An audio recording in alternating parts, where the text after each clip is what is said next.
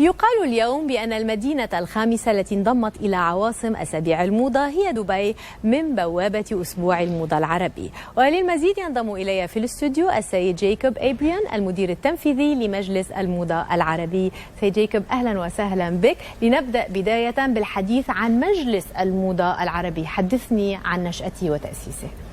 Thank you very much for hosting me today in the studio with you. It's my pleasure. The Arab Fashion Council is the dream of having the Arab world producing something under the creative economy umbrella. It is founded in London in 2014 under the company's X26 as an international extraterritorial authority in order to systemize and put an infrastructure for the Arab countries. When we speak about infrastructure, we speak, of course, you know that Arabs are very good in purchasing and buying product and garment, but we have been very good in always importing, but we are not exporting. We are importing from the West, we are not giving to the West. And I think this is not very healthy and sustainable in terms of economy-wise for the future. So our aim is to stop exporting our talent. Like you can see, Paris is brilliant with Arab talent, same as New York. And we should really attract them to come back and not only attract Arab designers to stay in the Arab countries. We should attract foreigner designers to come and set up their business here. And we will endorse them we can Arabize them if they will work under the system of the Made in Arabia. هل تتخيلون هل لديكم تصور معين للمنطقة العربية ما بين التصميم والصناعة وربما التسويق؟ هل ترون أدوار مختلفة للدول المختلفة؟ In order to establish a fashion map or the fashion infrastructure or to become a real region involved among New York, London, Milan and Paris, we do not only to have fashion shows. Fashion shows is only the appearance, like the social event. However, we need to create the infrastructure. To do the infrastructure, we have to divide the Arab world into 3 different categories or clusters. Then we come to the North African countries. They will be responsible to work under the umbrella of the textile and raw material cluster. Egypt is one of the best regions to produce the cotton, the best cotton in the world. Tunisia for the silk, Morocco for the leather. Then those raw materials, they need all the processing, the process to resource them and then to dye the textile, to engineer the textile. Then we should ship them to Lebanon, to Syria, to Palestine, to Iraq, like to the Levant countries, to Jordan, for the manufacturing and for the finishing of the garment. Who is better than the Syrian ladies, Lebanese ladies, Jordanian, Palestinian to really work on the finishing of this product, for the embroideries. And then the third cluster is going to be the cluster for the visual merchandise and the retail, which is going to be the GCC countries. In this way, we have created an economical system that the garment will be moving from A to Z in all the Arab countries. And this will help everyone to be working.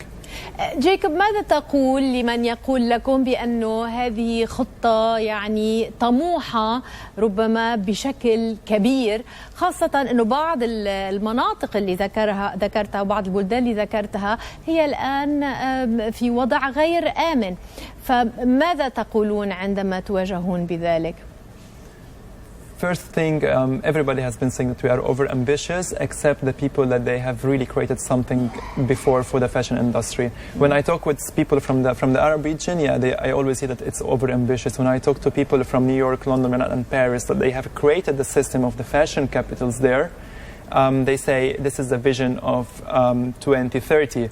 Like I always hear that if I continue this, I can maybe visualize it when I'm 45 or 40. Years old, but if we don't start now, then we are not going to achieve it. The New York Fashion Week did not start yesterday. It started 100 years ago, and it started during the war. So in order to distract people's attention from the war, they created the New York Fashion Week to allow them to start to put effort in creation. And when we speak about the war zones in the Arab world, such as Syria, Palestine, and like we had the Arab Spring as well in many places, the image of the Arab world in the West is really very, it's not a good reputation. And we have to rebrand the image of the Arab countries. But on those war zones, we have some of the wealthiest resources, the human resources. Like, can you imagine the Syrian women in the refugee camps instead of just sitting and crying on what is happening to them, they can sit and they can be a supply chain for the Italian fashion system. Why Dolce & Gabbana, they need to send their to manufacture in Bangladesh or in China, while they can just travel. هل حصلت تجربة من هذا النوع؟ So during the last season of the Arab Fashion Week, we have a joint hand with the United Nations for Industrial Development Organization, and we have started to support the clusters in the Arab region, such as in North Africa and as well in Jordan. And in some of the Syrian refugee camps in Jordan, 800 Syrian ladies are qualified to sew and to supply orders for Italian brands. And then in another Syrian refugee camps in Turkey at the border of Syria, it was an orphanage, and with the support of an airline, we have taken the blankets and the mothers. They have created a kids collection that could be used as pajamas, that could be used as casual collection, and they produced a complete collection and fashion show inside the refugee camps. متى سيجري أسبوع الموضة العربي في 2017 جاكوب؟ So usually the Arab Fashion Week just takes place one day after Paris, because it's a calendar: New York, London, Milan, and Paris. And then we came just 1 year back to be the 5th fashion capital, and it is officially the Arab Fashion Week has occupied the cover of Paris and of Milan Fashion Week for 3 seasons, putting the name of Dubai on the cover of Paris Fashion Week, which was used to be covered occupied by Chanel, by Van Cleef, without making any advertisement.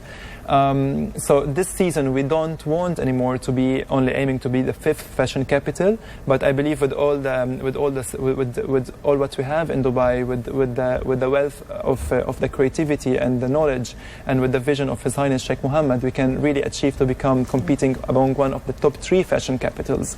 So we stood up and we said the Arab Fashion Week is not going to be at the end of the fashion weeks. We are going to start the fashion weeks.